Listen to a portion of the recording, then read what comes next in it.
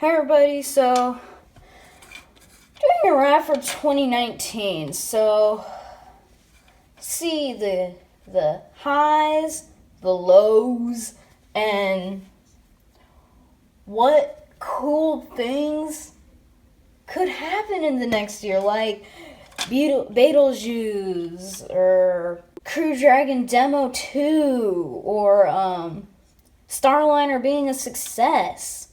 Or, think of it, Falcon Heavy could land the booster and actually bring it back, their center core, and actually bring it back to Cape Canaveral. Think of how many cool things could happen in the next year. So we're going to go over all of the really cool missions that happened last year. So, first of all, I have to point out the Crew Dragon Demo 1. That was a pretty cool mission. Pretty much everything went smoothly. Parachutes were a little, I heard were a little funky, but they worked perfectly fine. And then I wasn't able to get a Ripley shirt. They were sold out when I went on, so I was sad. I was actually crying by the end of the day, like, no! I wanted a Ripley shirt, but they don't have any left in stock. I wasn't actually, but, really cool things about that mission. That's one of the big next steps to doing American space travel, or Americans in American-built spacecraft launching from American soil. Like, think of how cool that would be. Like, if we didn't have Soyuz, we couldn't get up to the ISS anymore. Like, we have Northrop Grumman, but their capsule isn't really... It's just different, let's say. And I have Starliner, but you never know what could go wrong with that. I just had to make that joke, but probably none of you understand it. But a lot of things can happen. Like, think for instance the Falcon Heavy Arabsat 6A. Everyone was cheering. Like, I was watching it with a couple of friends of mine, and them seeing the two side stages landing, and then a ginormous center core landing on a drone ship. We're all just cheering like, yeah!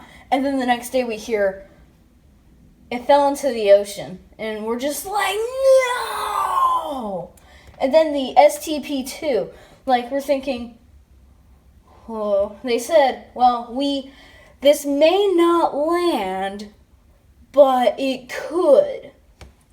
But it's like, that was a hard mission. Even though landing the two side boosters, that was insane. That was just so cool. It was just like, oh wow, how do they do that? Like, well, it's easy. They ignite the center booster and slow it down. And you think Rocket Lab, they're using helicopters to catch their parachutes, which, to be honest, I think it's kind of dumb, but the way that they're thinking of doing it is also kind of, I'm cheering for them. I'm hoping they can do it. I know they can do it, but who knows?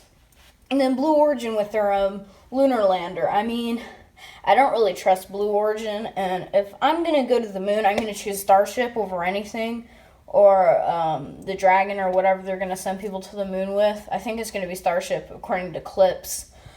But who knows? Who knows what's going to happen in the next couple of years? That's not till 2024 where we're going to be sending people to the moon again. That's going to be an awesome mission. But, think of how many cool things could happen in the next year. Like, Betelgeuse could explode. We could have a possible supernova on our hands. Don't get all excited about that, because I got a little too overexcited when I heard about that. And then I saw, oh, it's either going to be in like 2 or 3 weeks, back about a week ago or 2 weeks ago. So like, it could be anytime between now or 1 week or now and 10,000 years. So who knows? But that's pretty cool. And then there's that new asteroid that's covered in ice or whatever. I forgot the name of it, but I'm not really like following that stuff. But I mean, there's some pretty cool stuff going like that they've discovered, like the Parker Solar Probe, like the if you haven't heard about this, the switchbacks and the solar rays, so if you've ever been driving up a mountain and you have like so many turns, that's sort of like what they're doing, like it's coming up and then it's going back and then coming back up or going back one way. It's really neat. I'm not going to go like super in depth about like what else happening. And then we also need to cover a big loss this year. Starship Mk1. That was sad. But hey. And then the SLS tube or whatever that was, it exploded. It was an unscheduled or scheduled rapid deconstruction. I mean, that wasn't like a big loss. That was like, they knew that was going to happen. But the Starship Mk1, that was sad. That was just sad because I feel so bad for Elon Musk because that same, like, the day before that, he introduced the Tesla Cybertruck, like, and that was a big loss for him. But, I mean, it was still pretty neat. I mean, I see one of those driving down the street, I'm like, whoa. Like, if I were to see one of those driving down the street, I would be like, whoa, that's cool. And, like, I mean, the Starship, Starhopper, that was pretty neat. It going up, then coming down, it was like, water towers can fly! That's the joke everyone made, like, water towers can fly! So that was pretty neat. And then there's the, all the other stuff that happened this year, trying to think of some other cool things that happened.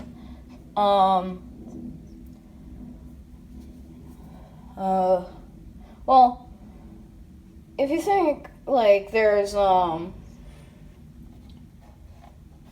gosh. I really actually can't think of any, like, other, like, amazing things that, like, I'm, like, super stoked about. Oh yes, the first all-woman spacewalk. How could I forget? In the 50th anniversary of Apollo 11. Oh my gosh. I cannot believe myself. Okay, so the first all-woman spacewalk was performed by Jessica Meir and Christina Kroc. That was just amazing. I was just like, yes, that finally happened. It took from 1969, I think, 1969, all the way to 2019, 50 years before we can get an all-woman spacewalk. Well, yeah, sort of. But it's just really cool to think about. Like, you think the first woman in space, the first African-American woman in space, my gosh, I can't believe I forgot her name.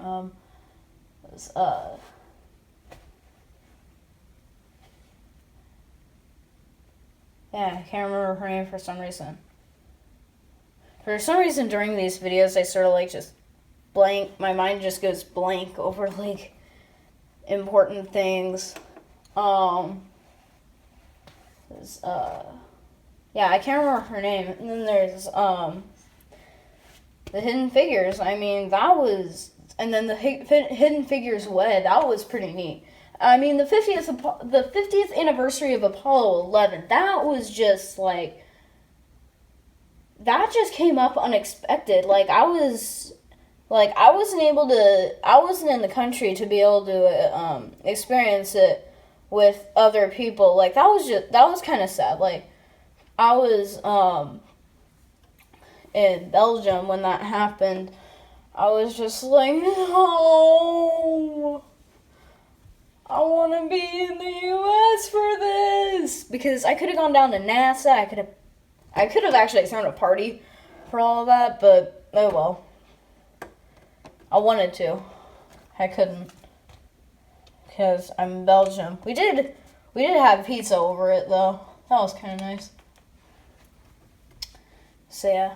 And that's the same day my, little, monopod broke, so I was kind of sad about that. But, I mean, a lot of cool things happened this year. Like, you think, wow. Like, 2019 just flew right by us. I mean, like, 2 Falcon Heavy missions. And then we also got the 47th landing of a Falcon 9. That was pretty cool. I think we're on 48th right now, though. I'm not sure.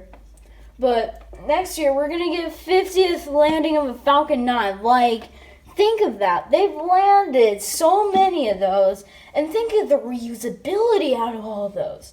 Like, it's actually pretty neat that they've been able to do that. Like, SpaceX and Blue Origin are the only companies who are able to do that. But SpaceX is more reliable and has done it more.